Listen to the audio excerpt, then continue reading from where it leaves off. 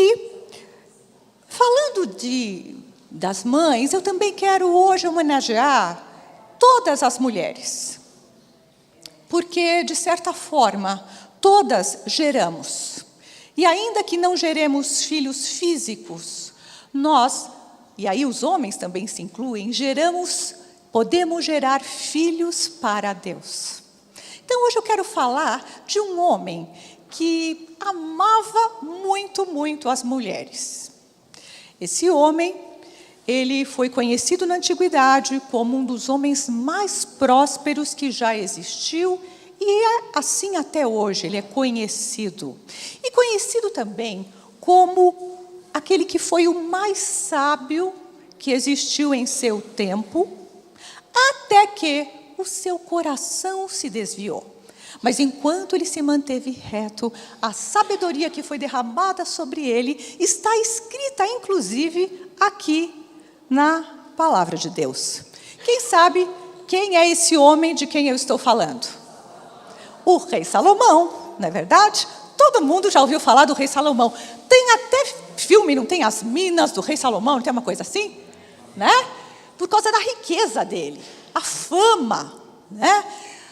Vinham reis de tudo que é lugar para ver, né, a riqueza, o esplendor. Né? E ele amava o Senhor a tal ponto que Deus concedeu a ele o privilégio de construir um templo, uma casa para o Senhor. Né? O rei Salomão, ele amava as mulheres, e amava tanto, que, gente, ele chegou a ter 1000 mulheres. Dá para acreditar? 700 esposas e 300 concubinas. Dá para imaginar uma coisa dessa? Né? Não é à toa que a mulherada no final, né, fez a cabeça dele e o coração dele se desviou após outros deuses. Por quê? Cada uma dessas esposas traziam os seus deuses, os seus ídolos das suas culturas. E ele, no fim da sua vida, se deixou contaminar. Mas, durante toda a sua vida, enquanto ele esteve firme, Deus fez coisas extraordinárias por intermédio dele. Porque, mais do que qualquer coisa, ele pediu ao Senhor sabedoria. E ele foi um empreendedor extraordinário no seu tempo. Ele fez aliança e aí dá para a gente também entender por que tantas esposas, né? Eu acredito que talvez ele nem conhecesse muito bem a maior parte dessas mulheres, porque na antiguidade era muito comum para se selar um contrato comercial, uma aliança, se dar às princesas, às filhas em casamento. E não apenas na antiguidade, lá no Velho Testamento, mas a gente vê no século XV, XVI, XVIII, XIX, as princesas. Nas nações, nós temos isso na Europa, né? As princesas e os príncipes se casando para selar alianças entre nações, para colocar o fim às guerras, para selar contratos comerciais. E a gente vê isso, Salomão, ele firmou contratos entre os Israel e os fenícios. A Fenícia é o atual Líbano. E construíam navios. A frota dos fenícios foi inclusive o que trouxe as mercadorias, inclusive para que o templo fosse construído. Também com os egípcios. Ele se casou com a filha de Faraó, também com a filha do rei fenício, porque era a forma que naquela época, em vez de assinar um contrato, o casamento, as mulheres eram dadas em casamento para se selar acordos. Então isso também ajuda a explicar tanta mulher, né, gente? Enfim, ele era um homem muito rico, muito inteligente, porque ele pediu a Deus, mais do que qualquer coisa, sabedoria para governar. E Deus atendeu o seu pedido e disse: porque você não me pediu ouro, porque você não me pediu prata, e porque você não me pediu mulheres, eu vou te dar tudo e toda a sabedoria. E até hoje, ele é tão famoso. Ele escreveu o livro de Eclesiastes, o livro de Cantares e também os provérbios do rei Salomão. Inclusive, pela manhã, quando você acorda, se você quiser fazer um devocional fantástico, você pode ler o provérbio do dia. Eu penso até que Deus já deixou bem fácil no meio da Bíblia. São 31 provérbios. E você pode, a cada dia, ler um. Por exemplo, hoje é dia 14 de maio, você pode ler Provérbios 14. Né? Você pode começar o seu dia lendo a sabedoria que Deus deu a Salomão. Provérbios fala de educação de filhos, fala de relacionamento entre o casal, fala de relacionamentos comerciais, fala de sociedades, fala de como a mulher deve tratar o marido a esposa, fala daquilo que se deve fazer e daquilo que não se deve fazer, daquilo que nos traz sérios problemas, fala de como devemos usar a língua, né? Fala coisas tremendas. Então aproveite para pela manhã começar o seu dia lendo o provérbio do dia. Provérbios fala da mulher virtuosa, que o seu valor, né? A gente vê um rei que estava acostumado com princesas, com aquele luxo. Você pode imaginar o que era o palácio dele. Ele poderia proporcionar, aquelas mulheres tinham de tudo. Mas lá em Provérbios 31 ele diz: mulher virtuosa, quem a achará? O seu valor supera o de finas joias. O coração do seu marido confia nela, e na sua casa não há falta de ganho. Né? E fala outras tantas coisas, né? Tremendo. E ele escreveu também o livro de Cantares. E Cantares é um livro interessante, ele também está logo depois de Eclesiastes. E Cantares é um livro de poesia, é um livro de amor e é um livro diferente de todos os demais da Bíblia. Cantares é um livro romântico, de amor, é um livro apaixonado, que fala de um homem profundamente apaixonado por sua esposa, e de uma esposa que é conquistada e responde ao amor. Porque, maridos, as mulheres são responsivas ao amor. Uma mulher que é bem tratada, que é bem cuidada, que é mimada, ela tende a responder com amor. Amém, meninas? Amém. Depois vocês me dão um beijinho na saída, tá bom? Enfim, Cantares fala deste relacionamento. E qual é a história deste livro, né? Eu vou ler algumas passagens, não precisa colocar não, Vlad. Para você ver, né? Olha que romântico, gente. Cantares diz assim, no versículo 2: beija-me com os beijos a tua boca, porque melhor é o teu amor do que o vinho. Não é romântico? Suave é o aroma dos teus ungüentos, como unguento derramado, que é um perfume maravilhoso, né? É o teu nome. Por isso as donzelas te amam. Ela, né, está falando, porque naquela época tinha concubina, né, meninas? Leva-me após ti. Eu estou morena, porém formosa, ó filhas de Jerusalém, como as tendas de Quedar, como as cortinas de Salomão. Não olheis para o eu estar morena, porque o sol me queimou. Diga-me, ó amado da minha alma, onde apacentas o teu rebanho? Onde o fazes repousar pelo meio-dia?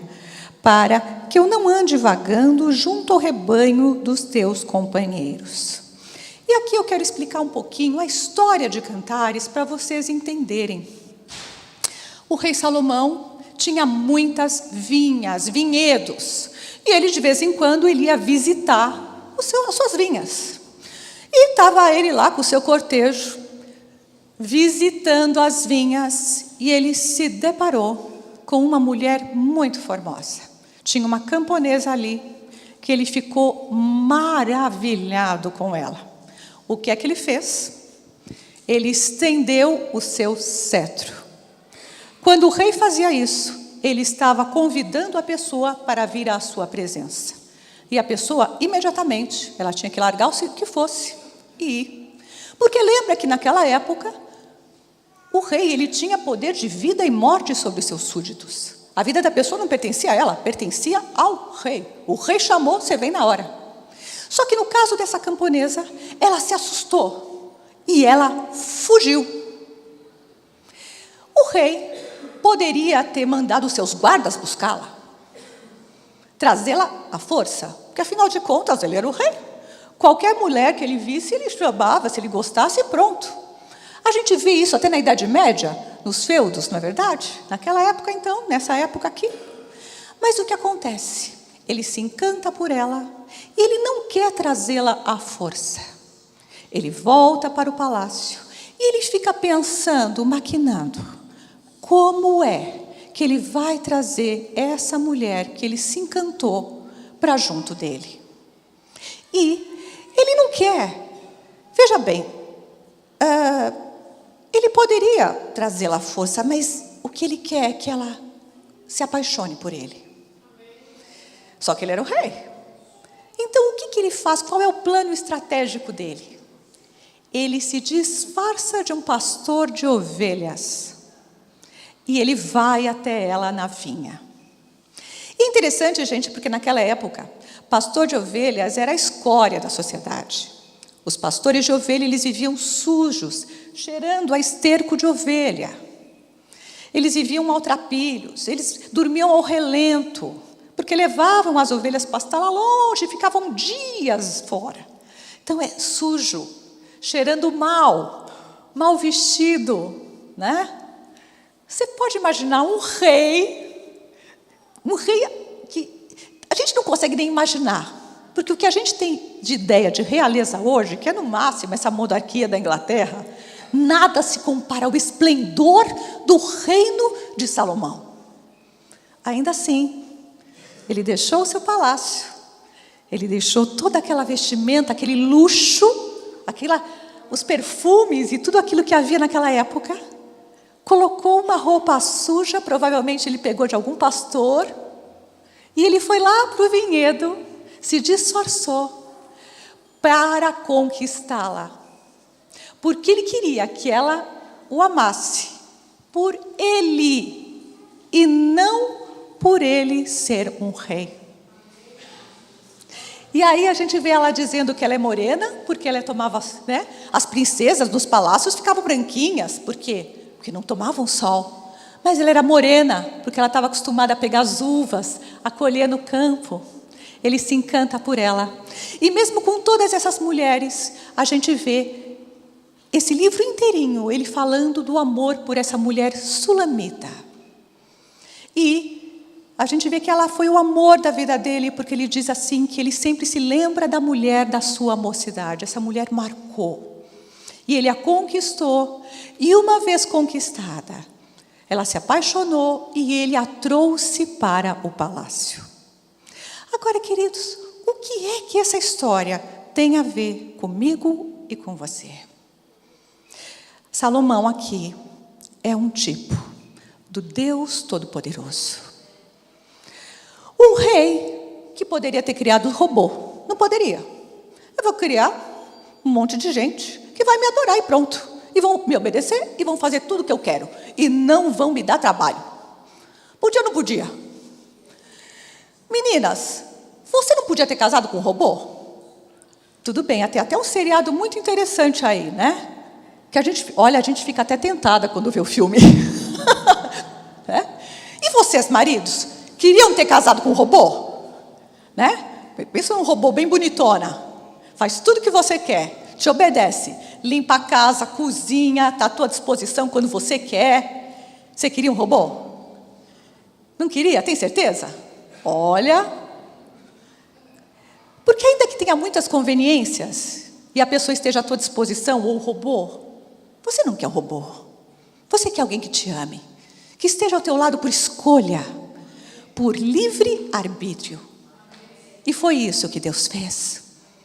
Deus, na imensidão desse universo, o planeta Terra, hoje nós sabemos, é uma pulga no meio do universo, é menos que uma pulga. Mas Ele colocou aqui seres com os quais Ele queria ter um relacionamento de amor. E Ele fez isso. Ele nos criou, nos plantou aqui. E Ele é Deus. Mas Ele saiu da glória dele, assim como o rei Salomão deixou o seu palácio e as suas vestimentas e o seu luxo e riqueza. Ele saiu da sua glória e do seu esplendor. Incomparável, magnífico, como a gente canta nas músicas. E Ele veio aqui e Ele se fez um de nós. Gente, se um rei virar pastor, né, se disfarçar, já é uma coisa meio louca, absurda. Gente, vocês podem imaginar um Deus, Criador, Todo-Poderoso, que está na eternidade, que está fora do tempo. Primeira coisa, Ele entrou no tempo, no Cronos. Ele entrou nesse tempinho limitado. Entrou numa embalagem igual a nossa. Deixou a sua glória nesse corpo limitado, que sente dor, que tem medo, que sente, né, que cheira mal, que sofre, que adoece. Ele entrou num corpo igual ao nosso, Ele se disfarçou. E mais do que se disfarçou, Ele se fez um de nós. Agora, adivinha para quê que Deus fez isso? E Ele fez isso em Cristo. Adivinha para quê? Por que será? Será que Ele não tinha outra maneira? Mas Ele se fez alguém igual a nós, sabe para quê? Para te conquistar. Sabe, Deus não busca soldados apenas ou servos. Ele diz, mais do que servos, eu chamo você de filho. Ele não veio criar religiões, nem templos.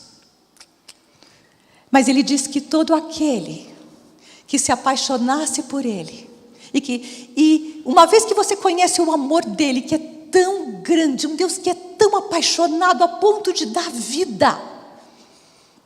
E foi isso que Ele fez. Ele nos amou tanto, tanto, Ele se apaixonou por você. E sabe de uma coisa? Ele se apaixonou por você do jeito que você é. Porque tem gente que fala assim, não, eu não posso entregar minha vida para Jesus, porque eu tenho esse defeito, esse, eu ainda faço isso, aquilo, outro. Queridos, Deus se apaixonou por você do jeito que você é. A Sulamita era morena, queimada do sol. Eu não sei quais os defeitos, quais os problemas que você tem. Mas o que Deus quer que você saiba é que Ele é profundamente apaixonado por você. Que Ele não desiste de você. Que Ele não quer ter com você um relacionamento religioso, de bate-ponto na igreja no domingo, quando bate. Mas Ele é um Deus que quer compartilhar a vida com você, como o marido com a sua esposa. Ele quer acordar com você de manhã e tomar o café da manhã. Ele quer ir com você para o trabalho, Ele quer andar com você na rua, no transporte ou no carro. Ele quer dividir com você os teus problemas e Ele quer compartilhar com você os teus sucessos. Ele quer te dar tudo de bom. Ele é o Deus que não sonega nada àqueles que o amam, àqueles que o temem. Ele é um Deus apaixonado pela sua criação. Ele é um Deus que você não precisa fazer promessas, nem pactos, nem oferecer coisas. Na antiguidade as religiões eram assim.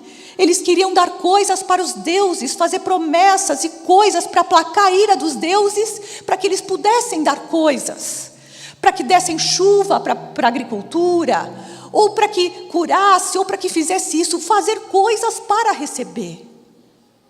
Ele é um Deus apaixonado, que não precisa que você faça nada. Ele já fez tudo na cruz do Calvário. Ele deu a vida por você. E tudo que você tem que fazer é receber esse amor tão incondicional. Porque, gente, até amor de mãe, né, que a gente falou amor da mãe, mas até o amor de mãe a gente sabe como é, né? Menino, fica quieto. Se você não ficar quieto, não é verdade? Vai levar, vai, ó. Aliás, hoje já não pode mais nem bater, né? Mas era assim, né? Deus não.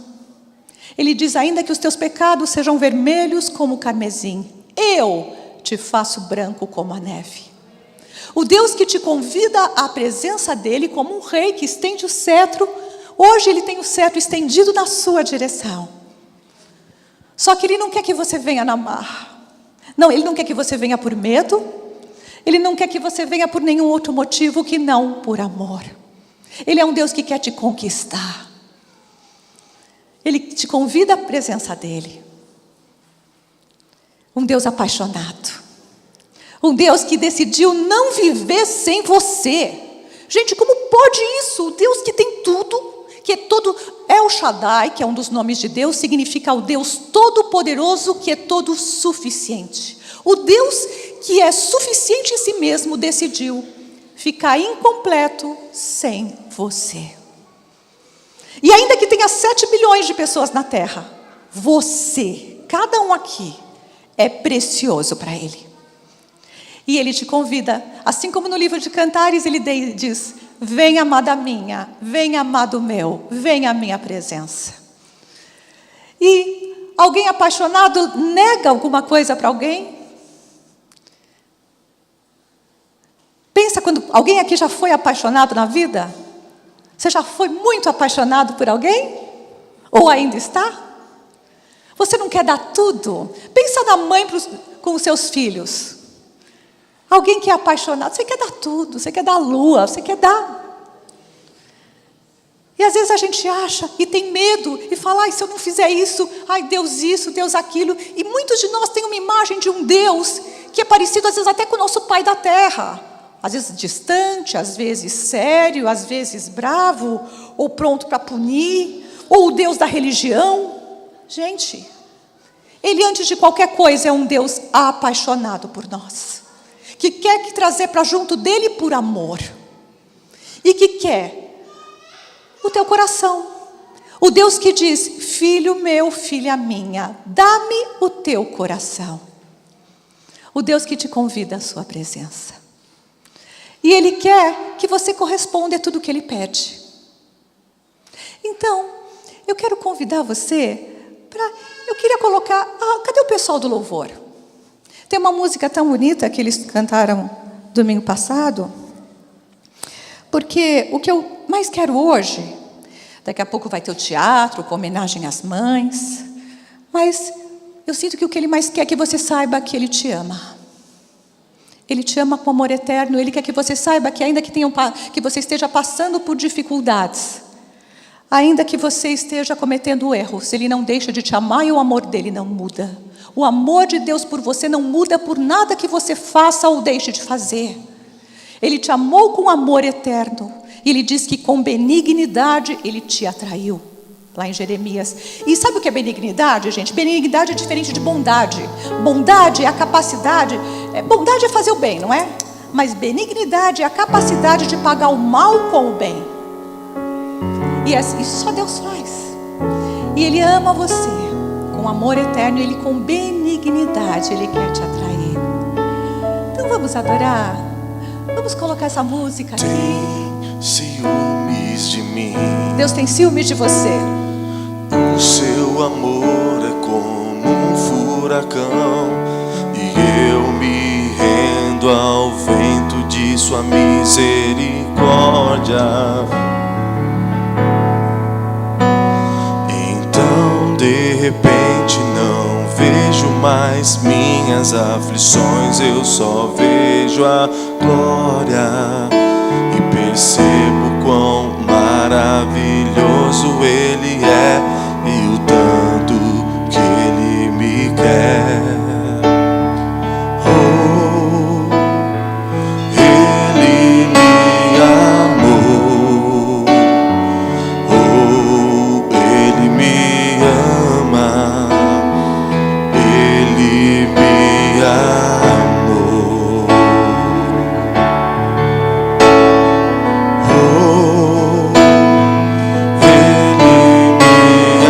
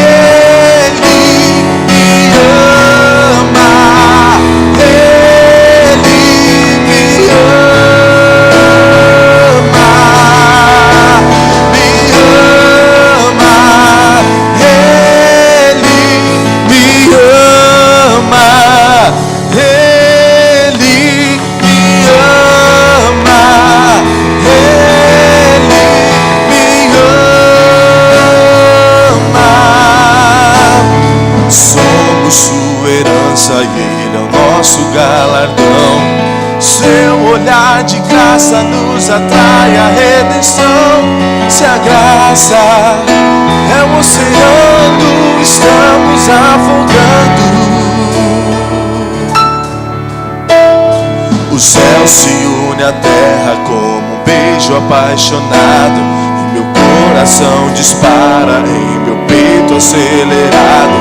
Não tenho tempo pra perder com ressentimentos quando penso que Ele me ama. Ele me ama. Ele me ama.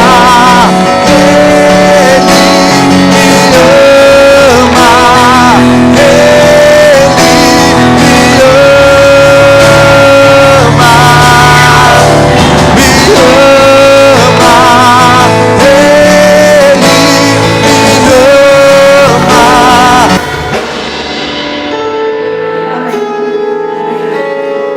Um Deus que é apaixonado por você. Sabe, queridos, não tem homem que possa saciar as carências do nosso coração, viu, meninas? Por mais que eles gostem da gente, ou até dos homens, o amor humano é muito imperfeito. E nós temos tantas exigências, não temos? Claro que temos. Porque nós somos princesas, nós merecemos o melhor. Mas Ele tem o perfeito amor. E Ele quer colocar esse amor no coração dos nossos maridos, por nós, no seu coração, pelo seu marido. Quer colocar você, que talvez não tenha um companheiro, Ele quer saciar todas as tuas carências, Ele é poderoso para isso. Então feche os seus olhos por um momento, eu quero orar. Pai querido, em nome de Jesus, eu quero te agradecer, Pai, porque naquela cruz, a justiça e a misericórdia se beijaram, Pai. Houve um encontro maravilhoso, Pai, entre a justiça, porque a tua justiça dizia que o pecado, um Deus santo não podia se relacionar com o pecado, mas o Senhor naquela cruz pagou pelos meus erros, pelos nossos erros, para que esse relacionamento perfeito pudesse acontecer sem nenhum impedimento. Obrigada por nos amar tanto, tanto, a ponto de dar sua vida, a ponto de se fazer um de nós, morrer naquela morte terrível, para nos perdoar, nos santificar. Porque, Pai, nós confessamos que nós não damos conta de mudar nós mesmos. Pai, olha os nossos defeitos, Pai. Tem tanta coisa que a gente gostaria que fosse diferente em nós. Até o nosso amor de mãe é imperfeito. Mas, Pai, o Senhor nos amou tanto que o Teu amor é que nos sara. O Senhor é o Deus que nos convida à Tua presença e diz: anda na minha presença e ser perfeito. É na Tua presença que somos transformados. Então, Pai, que o Senhor quebre a barreira da religiosidade, Pai. O Senhor não chama pessoas religiosas, o Senhor não quer religiosos. O Senhor quer pessoas apaixonadas, Pai. Então eu oro para que o Senhor venha com o Teu imenso amor nos atrair para mais pertinho do Teu coração. Porque uma vez conquistados, é impossível de deixar, Pai. Eu abençoo cada um aqui, cada mãe, cada pai, cada casamento, cada vida, Pai, e oro para que o Senhor venha conquistar cada coração, para que nós possamos nos entregar por amor somente a Ti. Em Teu nome, Jesus, e para Ti. Amém. Amém, queridos. Deus nos abençoe.